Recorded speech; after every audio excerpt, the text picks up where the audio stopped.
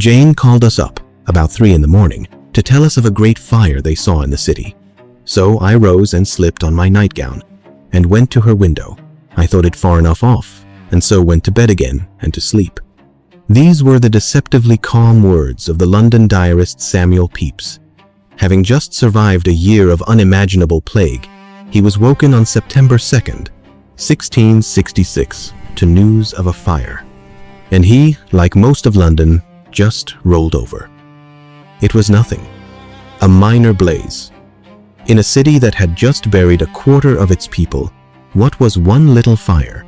They couldn't have known this wasn't just a fire. This was the fire. A sea of hellfire that was about to consume their world just 1 year after an invisible killer had brought it to its knees. This is the story of 2 apocalyptic years, back to back, that wiped medieval London off the map and forged a new city from pestilence and ash.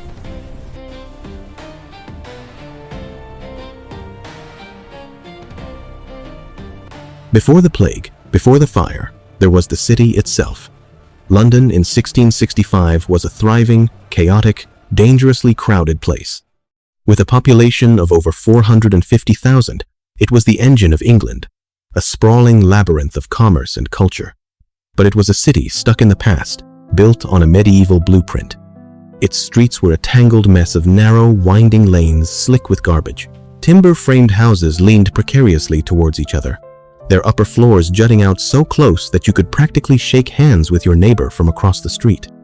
The roofs were coated in flammable tar. Daniel Defoe, looking back, said the city's buildings looked as if they had been formed to make one general bonfire. And this was Samuel Pepys's world. A rising star in the Navy office, Pepys was a man of ambition, indulgence, and endless curiosity. His diary gives us an incredible front-row seat to this lost world, its politics, its passions, and its deep-seated weaknesses. He writes about his work, his social life, his many flirtations, but in the spring of 1665, a new, more sinister note starts to creep in. It's a quiet, rising dread. A rumor spreading from the filthy, overcrowded parishes just outside the city walls. The plague was back. The Great Plague of 1665 didn't arrive with a bang. It started as a whisper in the cold of late 1664 in the poor dockside parish of St. Giles in the Fields. This was an area of grim poverty, where families were crammed into filthy tenements. It was the perfect breeding ground for the Bacillus Yersinia pestis. Carried by fleas on the backs of black rats, the disease began its silent, unstoppable march. At first, the city tried to hide it. The weekly bills of mortality, which tracked deaths, listed things like griping in the guts or spotted fever. But the death toll was climbing, and people knew. Fear began to poison the city. On April 30th, 1665, Samuel Pepys notes his anxiety as plague cases are confirmed, but it's his entry on June 7th that marks the real beginning of the horror. He writes, "This day, much against my will, I did in Drury Lane see 2 or 3 houses marked with a red cross upon the doors, and Lord have mercy upon us writ there, which was a sad sight to me, being the first of that kind that to my remembrance I ever saw." That red cross was a sign of a household condemned. Once plague was found, the house was sealed by order of the Lord Mayor. A watchman was posted outside to make sure no one entered or left for 40 days and 40 nights. The healthy were locked in with the sick, the living with the dying. For the poor families trapped inside, it was a death sentence, if not from the disease, then from starvation or dehydration in the sweltering summer that followed. As that hot summer of 1665 wore on, the city started to empty out. King Charles II and his court fled to Oxford. Wealthy merchants and doctors packed up and escaped to the countryside. Pepys, ever the pragmatist, sent his wife to safety, but he stayed. He had a job to do and, luckily for us, a diary to write. His entries paint a haunting picture of a city becoming a ghost town. He walks through the city's financial heart and writes, "Lord, how empty the streets are and melancholy. So many poor sick people in the streets full of sores, and so many sad stories overheard as I walk. Everybody talking of this dead and that man sick." By July, the plague was killing over 1,700 people a week. In August, the monthly total topped 31,000. The parish of St. Giles, where it all started, was decimated. The sheer number of the dead overwhelmed the city. Churchyards overflowed. The solution was as grim as the problem: plague pits. Huge trenches were dug to handle the tidal wave of corpses. At night, the only sound in the empty streets was the mournful cry of the death cart driver. "Bring out your dead." Bodies were brought from the sealed houses and tipped into mass graves with little ceremony. Pepys records the psychological toll, writing in mid-August, "The plague is making us cruel as dogs, one to another." September was the peak. In a single week, the official bills of mortality recorded 7,165 deaths from the plague. The real number was likely far higher, maybe closer to 10,000, since many deaths went unrecorded to avoid the dreaded Red Cross. In a letter, Pepys captures the scale of it. "I, having stayed in the city till above 7,400 died in 1 week. Whole families, 10 and 12 together, have been swept away." He describes walking down a silent Lombard street. The only sound, the constant tolling of church bells. The horror had become normal. He writes on October 7th that he comes close by the bearers with a dead corpse of the plague. "But Lord, to see what custom is, that I am come almost to think nothing of it." The city was numb. An estimated 100,000 people died in the Great Plague, roughly a quarter of London's population. Then, as winter's chill finally arrived, a miracle. The numbers started to drop. The cold slowed the fleas that spread the disease. By December, hope flickered for the first time in months. On New Year's Eve, 1665, Pepys writes with pure relief, "It is true we have gone through great melancholy because of the Great Plague, but now the plague is abated almost to nothing. To our great joy, the town fills apace, and shops begin to be open again. Pray God continue the plague's decrease." London was coming back to life. People felt the worst was over. After a year in hell, the city had survived. They couldn't have known their ordeal was only half finished. They had survived the invisible killer. Now they had to face the hellfire. The second act of London's tragedy began just after midnight on Sunday, September 2nd, 1666. The spark came from a baker's shop on Pudding Lane. The baker, Thomas Farriner, thought he'd put out the fire in his oven before bed. He was wrong. A stray ember is thought to have ignited a nearby pile of firewood. 3 hours later, Farriner's house was a raging inferno. He and his family scrambled out an upstairs window to safety, but their maidservant was too terrified to jump. She became the fire's first victim. Fires were common, so at first, nobody panicked. When the Lord Mayor, Sir Thomas Bloodworth, was woken with the news, he famously scoffed, "Pish! A woman might piss it out," and went back to sleep. It was a catastrophic mistake. The summer had been long and hot. The city's wooden buildings were bone dry, and a strong easterly wind was picking up. The fire didn't just spread, it exploded. It roared down Pudding Lane towards the River Thames, where it found a feast of flammable goods in the warehouses: oil, tallow, spirits, and timber. The city's firefighting methods were a joke. There was no fire brigade. People formed bucket chains from the river, and primitive fire engines called squirts shot feeble streams of water at the flames. It was like trying to fight a dragon with a water pistol. This is where we find Samuel Pepys again. He'd gone back to sleep, but when he was woken a second time, the danger was undeniable. He ran to the Tower of London for a better view. What he saw terrified him. He saw houses at the end of London Bridge itself on fire.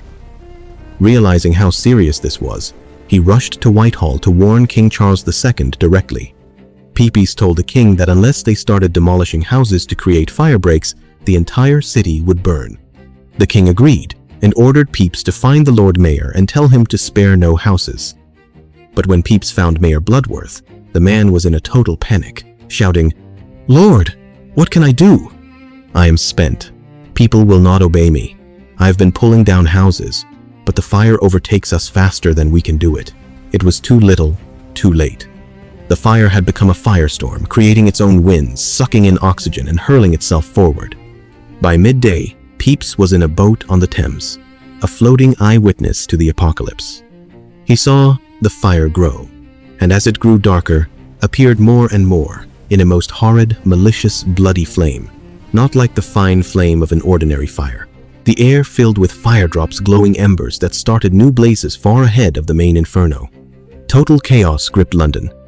The narrow streets were gridlocked with people trying to save their belongings. The river was a traffic jam of barges piled high with furniture and fleeing families. Ever the pragmatist, Pepys spent the day securing his own valuables. He packed his money and papers, and in one of history's most famous asides, he went into his garden and buried his prized Parmesan cheese and wine to keep them safe. On Monday, the fire tore into the wealthy heart of the city. It consumed the Royal Exchange, the center of commerce, and the Guildhall, the seat of government. Rumors spread like wildfire that this was an attack by England's enemies, the French and the Dutch. Mobs started roaming the streets, attacking anyone who looked foreign. Tuesday was the day the fire reached its peak. Its target, the magnificent St. Paul's Cathedral, the Gothic masterpiece that dominated the London skyline.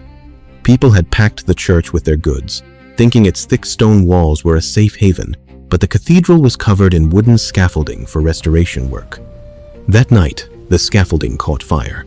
The diarist John Evelyn watched in horror as the cathedral's massive lead roof started to melt, sending rivers of molten metal pouring down the streets. The intense heat caused the ancient stones to explode, like grenados, as Evelyn put it. Within hours, the iconic landmark was a smoking ruin. The destruction of St. Paul's was the psychological breaking point. It seemed nothing could stop the fire. But then, on Tuesday evening, two things changed.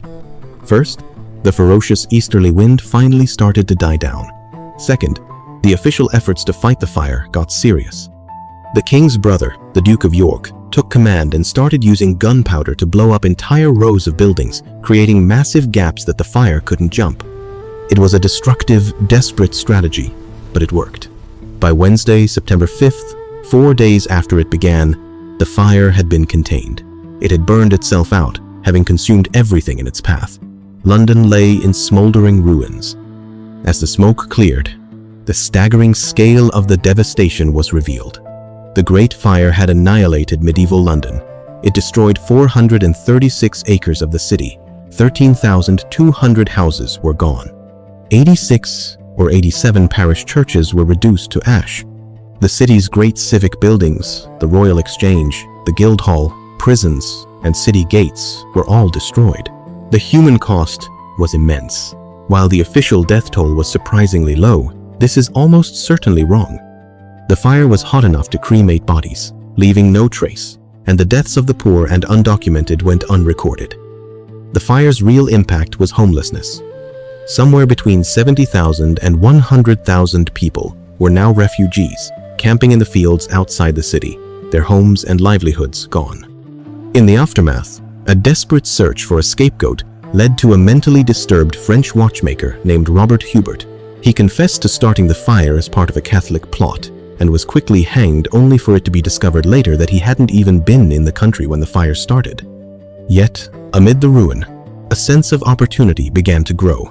The fire was a catastrophe, but it was also a clean slate. It had purged the city of its filthy, disease-ridden medieval core. Now, there's a common myth that the fire was a blessing in disguise that ended the Great Plague. That's not quite true. The plague had already subsided significantly. But destroying the old rat-infested wooden buildings certainly helped prevent it from ever returning on a large scale. The last recorded plague death in London was in 1679. Architects like Sir Christopher Wren saw a once-in-a-lifetime chance to redesign London as a modern capital, with wide boulevards and grand plazas. His ambitious plan was ultimately rejected as too expensive people needed to be rehoused, and fast. But the new London that rose from the ashes was different. New laws required all buildings to be made of brick and stone, not wood, and for streets to be wider. This was the dawn of a new era, led by the tireless Christopher Wren. Though his grand city plan was denied, he was put in charge of the rebuild. He personally designed and oversaw the reconstruction of 51 of the lost churches, each one a unique masterpiece. And rising from the ruins of the old cathedral, he created his magnum opus, the new St. Paul's Cathedral, its magnificent dome a symbol of London's unbreakable spirit. The years 1665 and 1666 were a crucible of suffering for London. A quarter of its people were taken by plague, and then the very heart of the city was torn out by fire. Through the terrified eyes of witnesses like Samuel Pepys, we see a world brought to the brink. But from those ashes, a new city was born, safer, cleaner, and built for a new age. The plague and the fire didn't just destroy medieval London. They accidentally created the modern city we know today. The story of the Great Plague and the Great Fire is a powerful reminder of how fragile our world is, but also of our incredible capacity for endurance. If this journey into London's darkest and most transformative years fascinated you, please hit the like button and subscribe for more stories from history. We want to know what you think in the comments. Which part of this 2-year ordeal is more terrifying? The silent dread of the plague or the roaring chaos of the fire? Thanks for watching.